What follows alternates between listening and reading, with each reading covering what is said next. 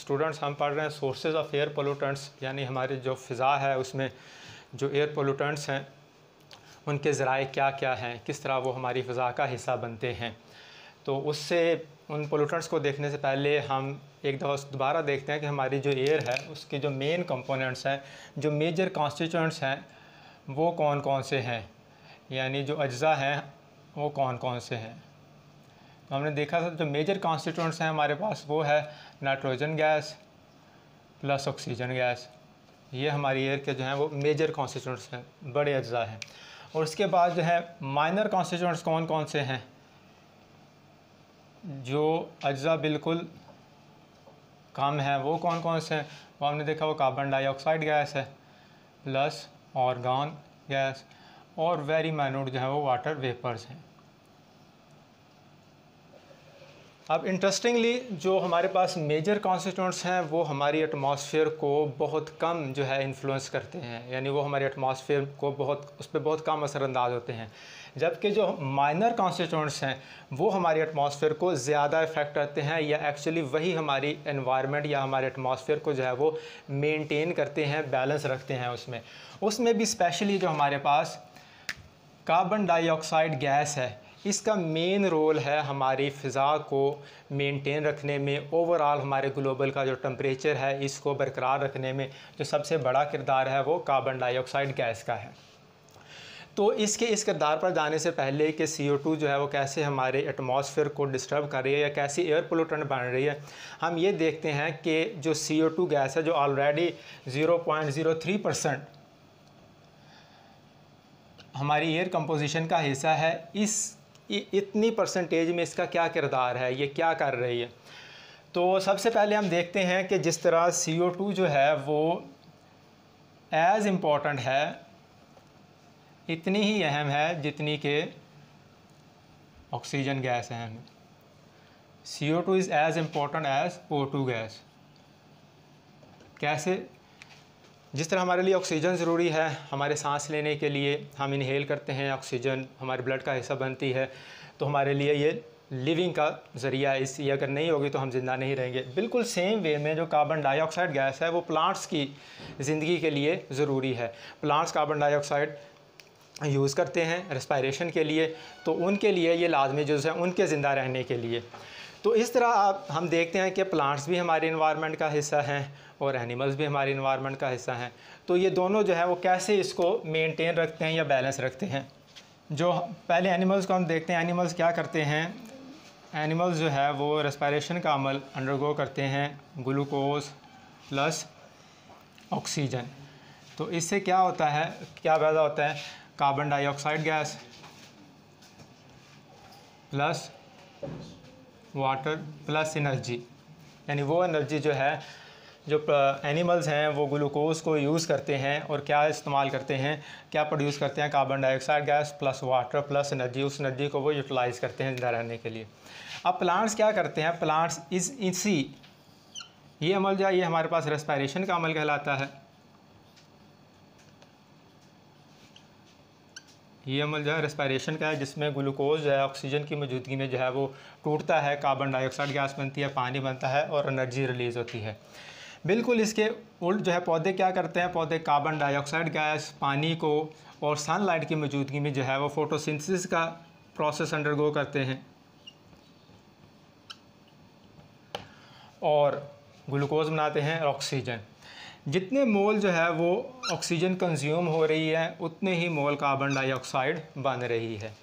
हमारे माहौल में जो है दोनों के दरमियान में बैलेंस है नेचुरली, यानी अगर सिर्फ नेचुरल इकोसिस्टम को देखा जाए तो जितनी प्लांट्स जो हैं वो ऑक्सीजन कंज्यूम कर रहे हैं, जितनी ये प्लांट्स ऑक्सीजन पैदा कर रहे हैं उतने ही एनिमल उसको कंज्यूम कर रहे हैं, तो ऑटोमेटिकली जो है कि नेचुरल बैलेंस इसमें एग्जिस्ट करता है। तो इस तरह देखते हैं कि जो CO2 है ये हमारे लिए अहम है, किस तरह के सर्वाइवल के लिए, ठीक, पौधों की सर्वाइवल के लिए। इसका जो दूसरा अहम फ़ायदा है वो ये है कि ये जो है हमारे एटमॉस्फेयर को मेंटेन कर रही है। कैसे? Maintenance of temperature. जो हमारा ग्लोब है इसके टेम्परेचर को जो है वो कार्बन डाइऑक्साइड मेंटेन कर रही है। कैसे मेंटेन कर रही है? से ये हमारा ग्लोब है और ये जो है कार्बन डाइऑक्साइड की कंसंट्रेशन है। तो कार्बन डाइऑक्साइड गैस जो है ये सूरज से आने वाली रोशनी को आने देती है ज़मीन तक, लेकिन जब ज़मीन उसको रिफ्लेक्ट बैक करती है उस हीट को, तो उसको ये ट्रैप कर लेती है, यानी उसको ये अपने अंदर जज़ब कर लेती है। इस इंतज़ाब के नतीजे में जो हमारा एटमॉस्फेयर है वो थोड़ा वार्म रहता है। अगर ये कार्बन डाइऑक्साइड गैस ना हो तो हमारे पास जो है टेम्परेचर नाइट के टाइम बहुत गिर जाए, ठीक है, और अर्थ जो है वो अनइनहेबिटेबल हो, यानी वहाँ पर ये जो ग्लोब है हमारा, अगर ये 0.03% कार्बन डाइऑक्साइड गैस मौजूद ना हो तो ये रहाइश के काबिल नहीं होगा। तो 0.03% की जो मौजूदगी है कार्बन डाइऑक्साइड गैस की, वो हमारी ज़मीन को हमारे लिए काबिल रहाइश बनाती है, यानी टेम्परेचर को मेंटेन करके हमारी ज़मीन को हमारे लिए काबिल रहाइश बना रही है। अदरवाइज़ जो टेम्परेचर है वो -20 डिग्री सेंटीग्रेड होता है। अगर ये कार्बन डाइऑक्साइड गैस 0.03% मौजूद ना होती तो ओवरऑल हमारे ग्लोब का जो टेम्परेचर है, जो कि अब है 15 to 17 डिग्री सेंटीग्रेड एवरेज, तो अगर ये ना होती तो फिर जो है वो टेम्परेचर -20 डिग्री सेंटीग्रेड होता। तो इसका बड़ा अहम रोल होगा हमारे ग्लोब को हैबिटेबल बनाने के लिए, एनिमल्स और प्लांट्स दोनों के लिए।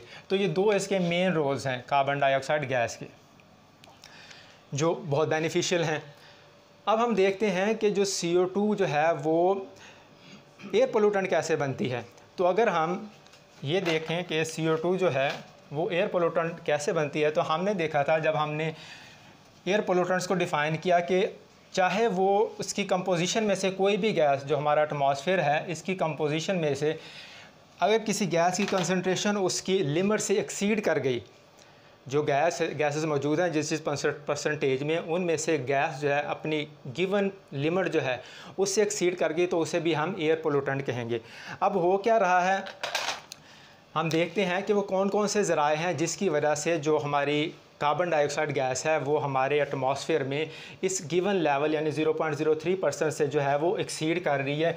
वो कौन से सोर्सेज या ज़राए हैं, sources of carbon dioxide gas. तो सबसे पहले हम देखते हैं नेचुरल सोर्सेज के कुदरती तौर पर वो कौन से ज़राए हैं जिनकी वजह से जो है वो ये कार्बन डाइऑक्साइड गैस जो है हमारे एटमॉस्फेयर में बढ़ती है। तो इसमें जो मेनली है वो पहला है वोल्केनिक eruptions। वोल्केनिक eruption यानी जो आतिशफ़शा पहाड़ हैं जब वो फटते हैं, और ये एक नेचुरल फिनोमिना होता रहता है, तो उस दौरान बहुत ज़्यादा कार्बन डाइऑक्साइड गैस जो है वो हमारे माहौल का हिस्सा बनती है। इसके अलावा जितनी ऑर्गेनिक डिकम्पोजिशन है,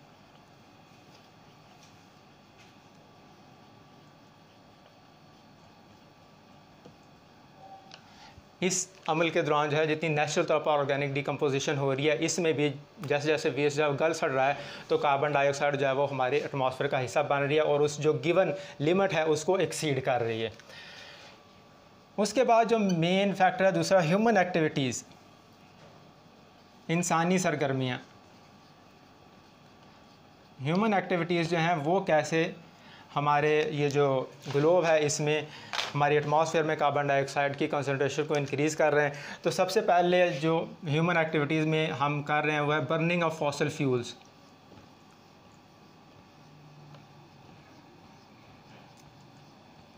हम जो है फॉसिल फ्यूल को बर्न कर रहे हैं ऑटोमोबाइल्स में, फैक्ट्रियों में, और जितनी हमारी इंडस्ट्रियलाइजेशन है इसमें, और फॉसिल फ्यूल में जो है हमारे पास कोल है, पेट्रोलियम है, ये जो है, और नेचुरल गैस।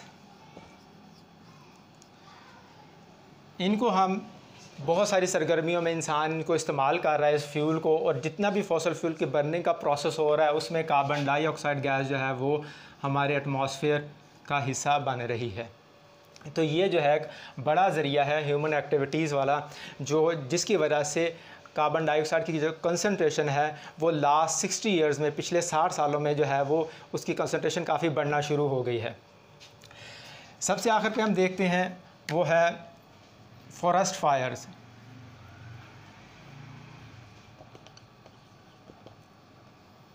जंगलात की आग। फॉरेस्ट जो हैं उनमें ऑफन बड़े बड़े फॉरेस्ट जो हैं उनको समटाइम्स मौसम की शिद्दत की वजह से, मौसमी तब्दीलियों की वजह से आग लग जाती है और बनने के प्रोसेस में लाजमी बात है कार्बन डाइऑक्साइड जो है वो प्रोड्यूस होती है। फॉरेस्ट फायर और जितनी भी हमारा वुड की बर्निंग का अमल हो रहा है, जहाँ पर लकड़ी जो है वो जलाई जा रही है, तो इस दौरान जो है वो कार्बन डाइऑक्साइड गैस जो है वो हमारे एटमॉस्फेयर का हिस्सा बन रही है और जो हमारा नेचुरल तौर पर वो मौजूद है 0.03% इस कंसनट्रेशन में वो इजाफे का मौजब बन रही है। ये 3 उसके मेन ज़राए हैं। अब ये तो इनके ज़राए हो गए कार्बन डाइऑक्साइड की कंसनट्रेशन को इंक्रीज़ करने के। अब हम देखते हैं कि इसकी जो इंक्रीज़ हुई जो है उसके क्या इफ़ेक्ट्स होंगे, यानी कार्बन डाइऑक्साइड की कंसनट्रेशन इंक्रीज़ होगी तो अब इसका असर क्या होगा। तो उसको हम पहले एक डायग्राम के ज़रिए देख लेते हैं कि कैसे है। ये दिखाया गया पहले एक डायग्राम है जिसमें कार्बन डाइऑक्साइड गैस जो है वो नेचुरल 0.03 की कंसनट्रेशन में जो मौजूद है कुदरती तौर पर वो, और उसके बाद जो है ग्लोब दिखाया गया है with greater dotted red dots. जो रेड डॉट्स हैं वो रिप्रेजेंट कर रहे हैं कि कार्बन डाइऑक्साइड की कंसनट्रेशन जो है वो बढ़ चुकी है, किस वजह से, ह्यूमन एक्टिविटीज़ की वजह से जो हमने पीछे देखी हैं। अब नॉर्मल कंडीशन में होता है कि सन से जो है रोशनी आ रही है, एटमॉस्फेयर से होते हुए हमारे ग्लोब तक पहुंचती है, हमारी अर्थ इसको अब्जॉर्ब करती है। अब्जॉर्प्शन के बाद वो इसको रेडिएट बैक करती है। जब वो रेडिएट बैक करती है तो जिस शक्ल में करती है वो है लॉन्गर वेवलेंथ ऑफ रेडिएशंस, और उनको कहते हैं IR, इंफ्रारेड रेडिएशंस। सूरज से जो लाइट आ रही है वो अल्ट्रावायलेट UV विजिबल लाइट, ये शॉर्टर वेवलेंथ की है, 400 से 700 नैनोमीटर तक। लेकिन जब वही अर्थ उस हीट को ऑब्जॉर्ब कर लेती है और वापस हवा में रिफ्लेक्ट करती है तो उसकी जो वेवलेंथ है वो इंक्रीज़ हो जाती है, वो IR रेडिएशंस हैं और उनकी जो वेवलेंथ है 700 नैनोमीटर से 1 मिलीमीटर तक है। ये वाली जो रेडिएशंस हैं इनको कार्बन डाइऑक्साइड और वाटर वेपर्स अपने अंदर अब्जॉर्ब कर लेते हैं। उस अब्जॉर्प्शन के नतीजे में जो है वो जो हमारा एटमॉस्फेयर है वो वार्म होना शुरू हो जाता है। तो जहाँ तक तो इसकी नेचुरल कंसनट्रेशन थी वो ज़रूरी थी, लेकिन ह्यूमन एक्टिविटीज़ की वजह से जैसे ही इसकी कंसनट्रेशन बढ़ी तो अब उसकी जो अब्जॉर्प्शन कैपेसिटी है हीट को वो भी बढ़ रही है। यानी जैसे जैसे कंसनट्रेशन कार्बन डाइऑक्साइड गैस की बढ़ रही है उसकी अब्जॉर्प्शन कैपेसिटी भी बढ़ रही है और हमारा माहौल जो है वो गेटिंग वार्म, वो ज़्यादा गर्म हो रहा है due to this phenomena, IR radiation की अब्जॉर्प्शन की वजह से। तो हम कह सकते हैं कि जो हमारे माहौल का जो एटमॉस्फेयर है वो एटमॉस्फेयर में जो टेम्परेचर है वो इंक्रीज़ हो रहा है with the increasing concentration of carbon dioxide gas. तो इस तरह जो कार्बन डाइऑक्साइड गैस है वो हमारे माहौल को जो है उसको वार्म करने का सबब बन रही है। अब इसके लिए जो है वो एक स्पेसिफिक टर्म यूज़ होती है, वो हम देख लेते हैं कि वो टर्म कौन सी है। इस सारे फिनोमिना को जिसमें कार्बन डाइऑक्साइड गैस की इंक्रीजिंग कंसनट्रेशन की वजह से हमारे माहौल का टेम्परेचर जो है वो बढ़ रहा है, इसे कहते हैं ग्रीन हाउस इफ़ेक्ट।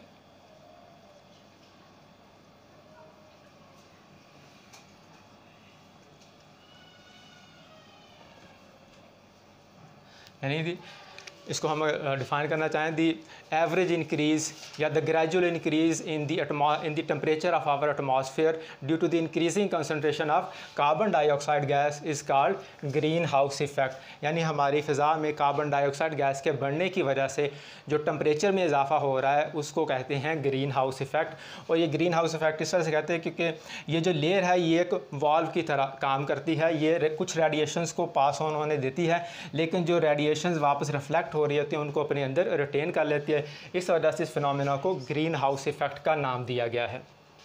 और ये ग्रीन हाउस इफ़ेक्ट बढ़ता जाएगा जैसे जैसे कार्बन डाइऑक्साइड की कंसनट्रेशन बढ़ती जाएगी। जो दूसरा है, एक और टर्म है ग्लोबल वार्मिंग।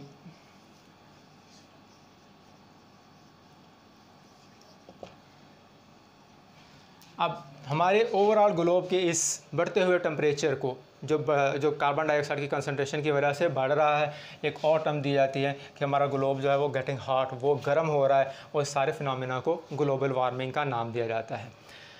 इस तरह हमने देखा कि किस तरह कार्बन डाइऑक्साइड जब तक अपनी नेचुरल कंसंट्रेशन में रहती है, जब तक उसकी कंसंट्रेशन एक्सीड नहीं कर पाती, तो किस तरह वो हमारे लिए बेनिफिशियल है, किस तरह वो हमारे ग्लोब को जो है वो हमारे लिए रहने के काबिल बना रही है, और कैसे जब ह्यूमन एक्टिविटीज़ और कुछ नेचुरल सोर्सेज की वजह से जब ये कार्बन डाइऑक्साइड की कंसंट्रेशन बढ़ रही है तो हमें किन मसाइल का सामना करना पड़ रहा है, हमें ग्रीन हाउस इफ़ेक्ट और ग्लोबल वार्मिंग जैसे मसाइल का सामना करना पड़ रहा है।